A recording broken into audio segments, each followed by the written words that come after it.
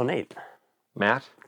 back in the basement here, talking about a new movie again. Yes, finally a new movie that I wanted to see. Yeah, me too. Something hopefully we haven't regretted choosing this time around. I think after, what was it, Wonder Woman 1984 and...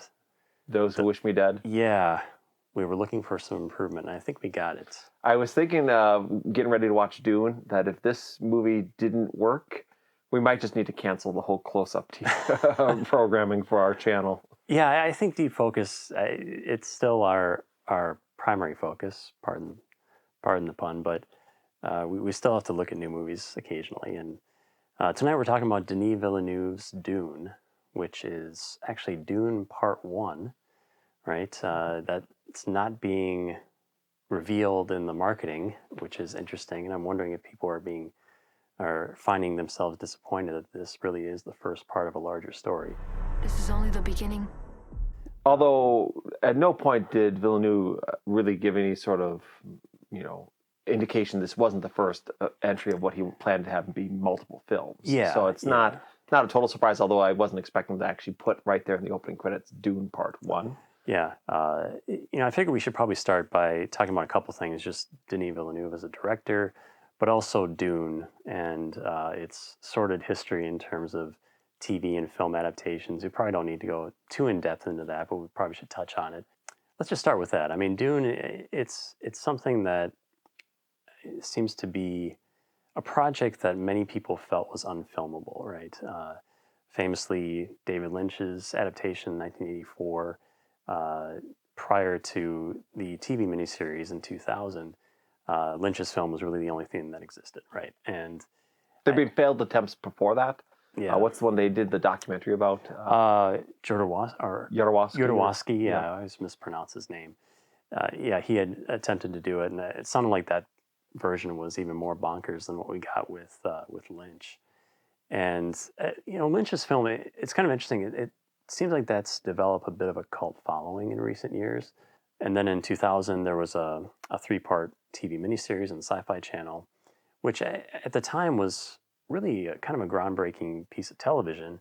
It was pretty popular. It was very well received. I think it was the highest rated show Sci-Fi Channel had put out at that point. It had some pretty impressive talent behind it, especially its cinematographer. Vittorio Storaro. Yeah. I think he won an Emmy for it. And I never liked that version, I'll be honest with you. I always thought it felt really flawed. And just it's like a staged play almost.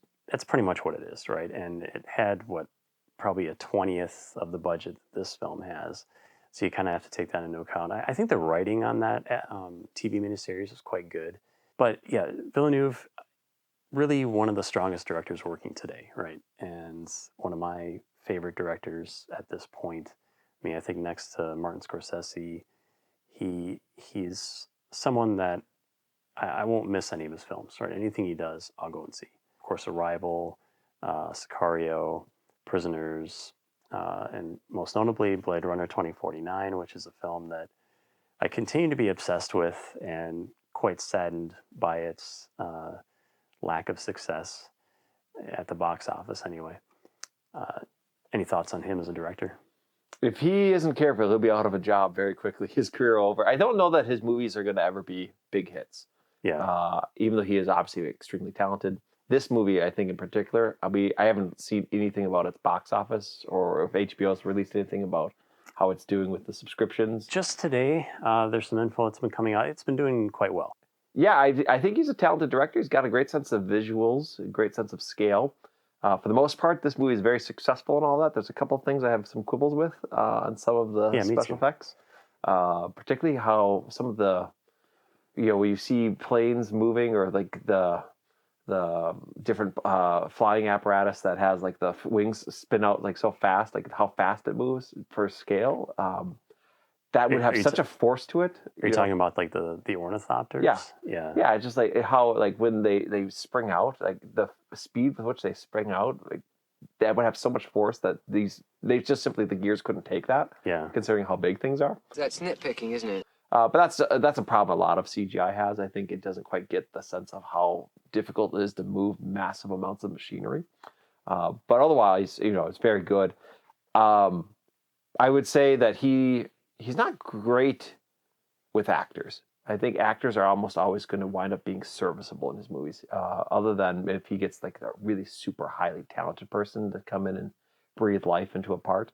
I feel like almost all the performances in his movies are pretty flat, and this is no exception. I thought the characters, other than Rebecca Ferguson, who is about as perfect a Lady Jessica, I think, as could be, everyone else comes off a little flat in this particular adaptation. But he really is that rare director that can blend, I think, the blockbuster and the art house, kind of those sensibilities, into something that feels very unique and actually works quite well. But just first impressions of this movie, the pacing of this movie is interesting, and it's what I would expect from Villeneuve. But after Blade Runner 2049, I was really wondering what he was going to do with this picture, because I think a lot of the criticisms leveled at that film were about its length, about its pacing, how drawn out that film is in many ways. I love it for that. That's one of the things that really works for me with that film. But I was really curious to see if he would somehow try to change that up. And he really doesn't here. I mean, this feels, to me, cut from the same cloth as Blade Runner 2049 in terms of just tone and, even aesthetically, it has very similar sensibility to it. So it's very deliberately paced. The action is quite minimal. It's really interested in creating this world and the world building and just immersing the audience with these visuals, right? But at the same time, it's not bogged down in the intricacies of the Dune universe. I think the film does a pretty good job of conveying the important information without being too bogged down in the mythology. And you could say that that's a criticism as well, because there are some details that are left out of here, most notably the Emperor, Princess Irulan, that character's not even here. The Spacing Guild, the Navigators, some of the things that I was kind of hoping to see aren't here at all. Well, let's focus in on it here as an adaptation, because, as you said, it's a very sprawling book, a series of books, and with a very loyal fan base, although not a very pervasive fan base. It's not like Star Wars or Star Trek or even something like Blade Runner, which obviously has a stronger cultural resonance, I think, than Dune. Dune's kind of still a true sci-fi fandom, not a lot of wide appeal to it. I've only read the first book, and so I don't know the whole rest of the story, although my understanding it gets very weird. From what I've heard of everybody who loves the series, they kind of like the weirdness of it. And for adapting a movie like that to the big screen for a massive appeal, you kind of have to find the right balance. This film, I think, is probably too cautious a little bit on some of that. I think it could have gone a little bit more into the intricacies. It does feel safe.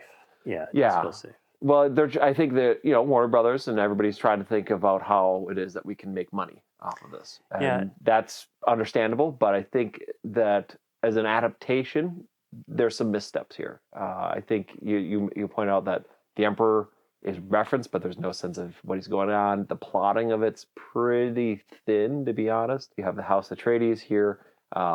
That's, fine. It's well acted with Oscar Isaac and Timothée Chalamet as the main proponents of the house, but we don't really know their history, who they are, anything about them. You don't get a sense of, I think the power of House Atreides. You see those kind of grand shots with all the troops lined up and whatnot when they're accepting the assignment to go to Arrakis. But you see so many other groups that have the same kind of formations. Yeah. So that it doesn't feel like, wow, this is this big, massive, mighty, Well, another thing that struck part me, of the empire. Yeah, another thing that struck me too was just how barren Arrakis felt. Like I always envisioned Arrakis as having a very large population. Granted, the Fremen are there and hidden, but I always felt that there were people kind of living in cities and not necessarily always living in isolation. So I guess I didn't mind how it depicted Arrakis. I thought Arrakis looked great. I love the set design, especially of the exterior of Arrakeen. where you're seeing just the amount of sand that's been blowing up against the different exteriors of the buildings and stuff. And I really thought that visually it mastered that quite well. But if you're trying to really understand what's going on, it feels like this film doesn't have a great point to it.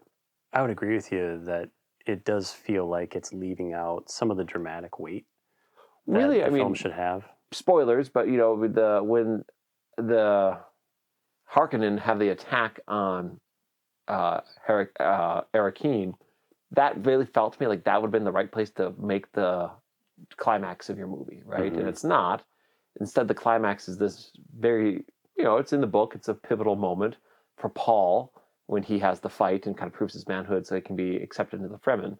Yeah. But I don't think the film did a great job of setting up that was the dramatic thrust of this story as a film, that was the whole point for him to either conquer his fear or to become a better fighter or to get acceptance into them. I didn't really feel like it set his arc up well enough for that to be meaningful. It felt very anticlimactic.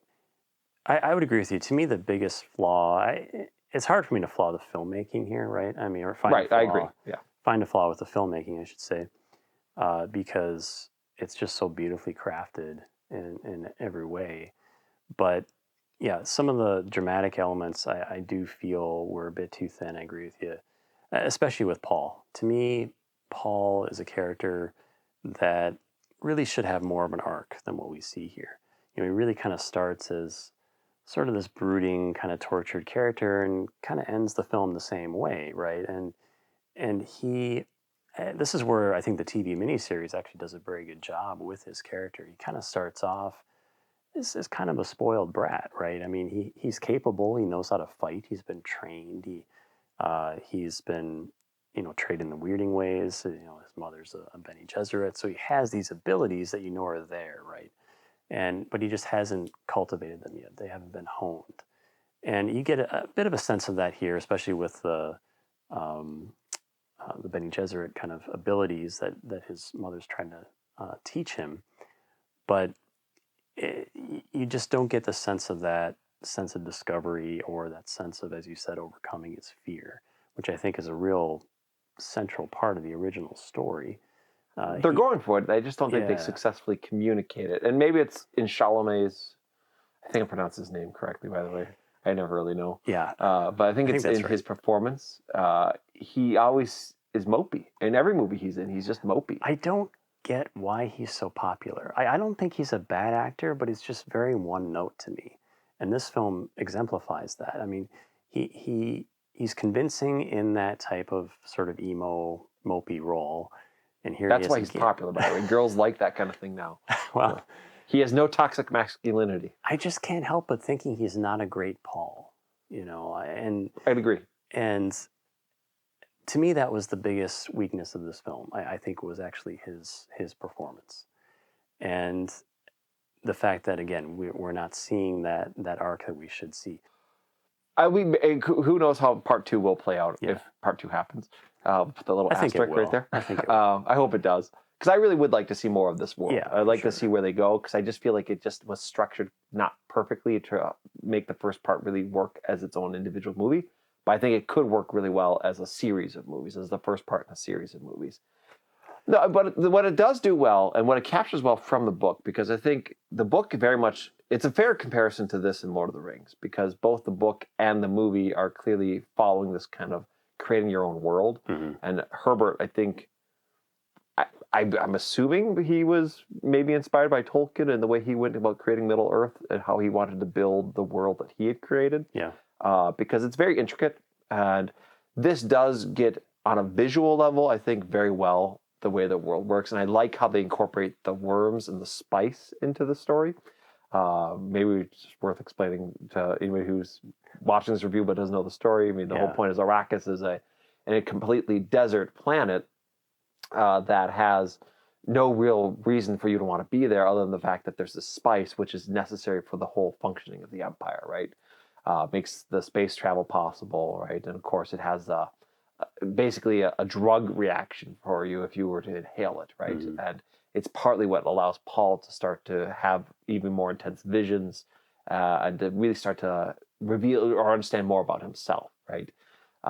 That's handled very swiftly in this adaptation. I don't think it's a perfectly as well developed as it could have been.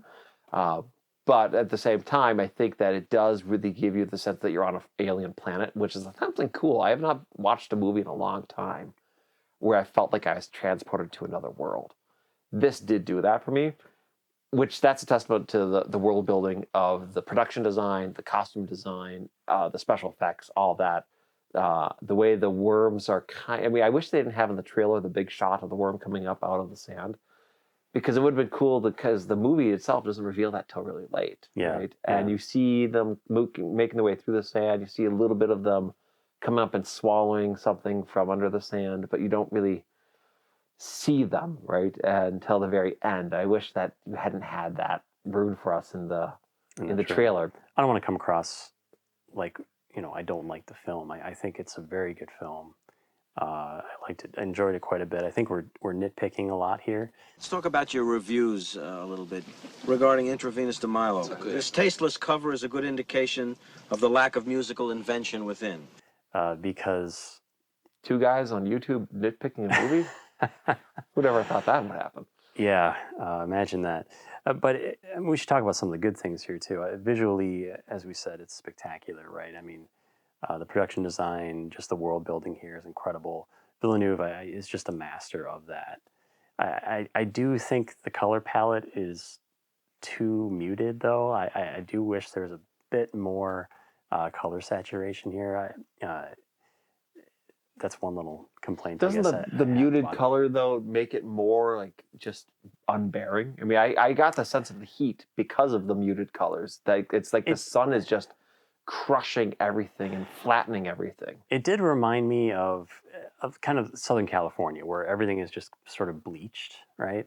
And I think that's effective and very intentional. But there were times where my eyes almost felt like, okay, this is just one step away from being a black and white movie. You know what I mean? I mean, it was just so desaturated, and things were pushed so far into darkness, especially that worm scene at the end. I felt like it was almost difficult to see some of those details, and I understand it was... I'm just looking at your eyeglasses, Matt. You're blind. No. I think it's the color timing. I mean, Arrival had this too, right? I mean, it could be my poor eyesight. This is the first time wearing glasses in a video. Academy Award-winning talent, top talent of Hollywood. No, I was on board with the cinematography. I thought it did a good job of capturing the desert and just how hot it can get and how uncompromising it can get. What I wasn't into and what did distract me was Hans Zimmer's score. I did not get into it at all. It actually took me out of the movie a few different times. It's a little too rocky at times, like just rock and roll-ish. And the vocals that were incorporated into it didn't feel like they meshed with anything else. So that would be the one criticism I have of the filmmaking is the score. Okay, but I do think the sound design is amazing. I can't think of any other film that opens with a subtitled alien voice even before the logo, the studio logo. It definitely throws you off for sure. I liked it because I think, well, like I said, I mean, the film is playing it safe. It doesn't go full blown into the weirdness of Dune. That but I still have those little moments like that. But it has flourishes. Yeah.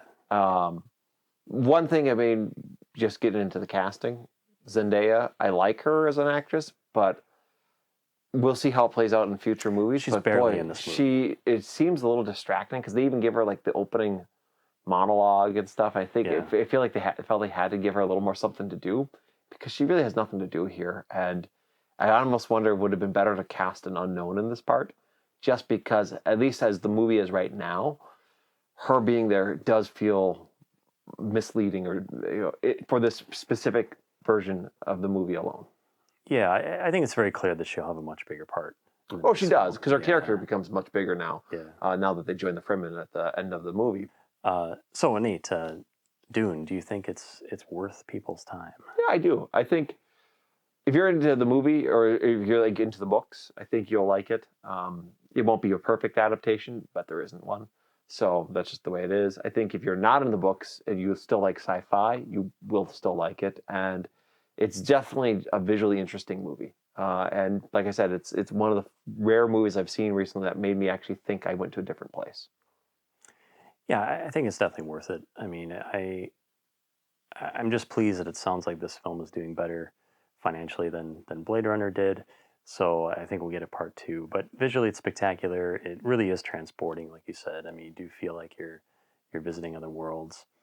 And even though we've kind of spent most of this review nitpicking it, The sign of real love is that you nitpick a movie, right? Yeah, yeah. I mean, I think we both are fans of this film, and people should definitely check it out. What day did the Lord create Spinal Tap, and couldn't he have rested on that day too?